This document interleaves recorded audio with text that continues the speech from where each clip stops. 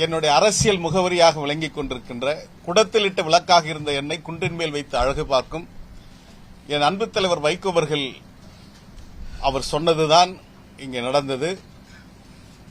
கழகத்துடைய முதன்மை செயலாளர், திருச்சி நாடாளுமன்றத்துடைய பெருமைக்குரிய உறுப்பினர் சகோதரர் துரை வைகோ அவர்கள் அவர் அந்த பதவியில் நீடிக்க வேண்டும், என்னுடைய நடவடிக்கைகள் அது காயப்படுத்தியிருக்குமேயானால் அதை நான் அதற்காக வருத்தம் தெரிவிக்கிறேன்.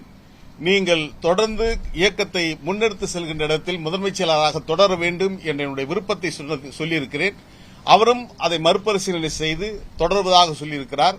இணைந்த கைகளுக்கு எப்பொழுதுமே வலிமை அதிகம். நாங்கள் இணைந்திருக்கிறோம்.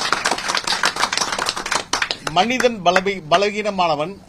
அந்த மனிதனை ஒரு காற்று கூட கீழே தள்ளிவிடும், ஒரு கல் இடறிவிடும், அலை கூட தடமாறிவிடும்.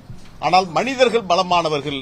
அந்த பலமான மனிதர்கள் அந்த கல்லை உருவாக்குகின்ற மலையை கூட உடைத்தெறிகின்ற சக்தியும், காற்றை கைது செய்து மின்சாரத்தை உருவாக்கக்கூடியதும், கடல் அலையிலிருந்து மின்சாரத்தை எடுக்கக்கூடிய வல்லமை பெற்றது மனிதர்கள். எனவே நானும் சகோதரர் துரை வைகோ அவர்களும் இணைந்து இந்த இயக்கத்தை என் லட்சிய தலைவர் வைகோ அவர்கள் கண்ட கனவுகளை வெற்றி பெறுவதற்கு உறுதுணையாக இருந்து நாங்கள் இணைந்து பணியாற்றுவோம்.